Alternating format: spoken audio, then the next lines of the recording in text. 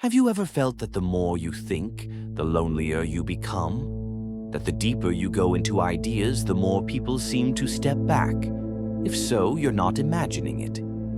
History shows us that society often distrusts those who look beneath the surface, not because they are mistaken, but because they reveal truths that others would rather avoid.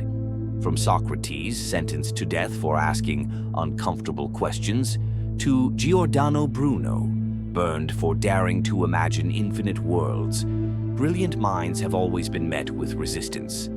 Their problem wasn't ignorance, it was vision, seeing what others refused to see. But why? Why does society push away its deep thinkers? The answer lies in how humans respond to different forms of superiority. When we encounter someone stronger, we may admire their power. When we meet someone wealthier, we might feel envy, but rarely hostility. Yet when someone shows a sharper mind, the reaction shifts. Psychologists describe this as the mirror effect. The thinker becomes a reflection of what others are not. They don't just share ideas, they highlight limitations. And people rarely forgive that. Unlike wealth or beauty, intelligence cuts close to identity. Our thoughts and beliefs are the foundation of who we think we are. So when someone questions those foundations, it doesn't feel like a debate. It feels like an attack on the self. Instead of admiration, the response is often dismissal, resistance, or even hostility. Think back to your own experiences. Have you ever tried raising a complex idea in a casual setting, only to be met with silence, awkward laughter, or a sudden change of topic? That's no coincidence. It's a kind of psychological shield. When faced with unsettling truths, the human mind protects itself, not with curiosity, but with avoidance. This is why many intellectuals and philosophers through history appear isolated. It's not because they hated people, it's because people instinctively pulled away from them. And modern science backs this up. Neuroscientists have found that when people feel intellectually outmatched, the brain's amygdala, the region that detects threats, becomes active. In other words, encountering someone more insightful can actually trigger the same circuitry as facing physical danger. Why would this be? The roots lie in evolution. For most of human history, survival depended less on being correct and more on being accepted. Belonging to the group was safety.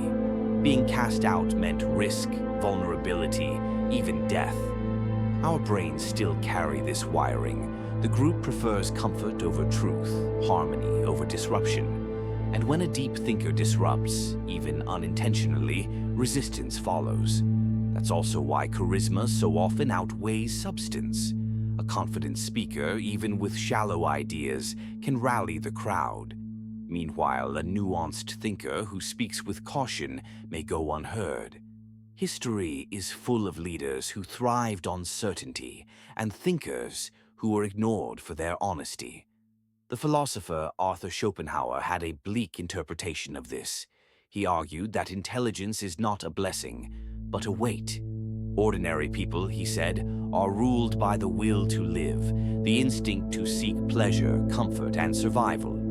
But the highly intelligent develop something different, the will to truth, a relentless drive to see reality as it is, no matter how unsettling. And that search often leads to isolation. Where most find joy in small talk, routine, or ambition, the thinker sees illusions. Where others chase wealth or status, the thinker asks, what is the purpose? And in asking, they separate themselves from the majority. For Schopenhauer, the more you understand, the harder it becomes to participate in the games of society. The illusions lose their shine. And with every layer of clarity, the distance between you and others grows. But he also offered a way forward. He suggested 3 paths for the thinker. Embrace solitude not as punishment, but as opportunity for creation, reflection, and growth.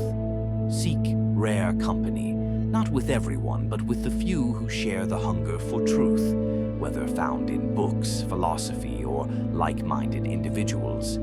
Engage selectively.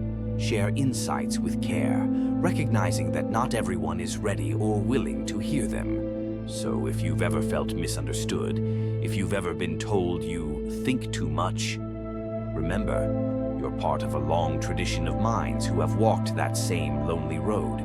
Yes, thinking deeply can isolate, but it also connects you to something larger, the timeless pursuit of wisdom.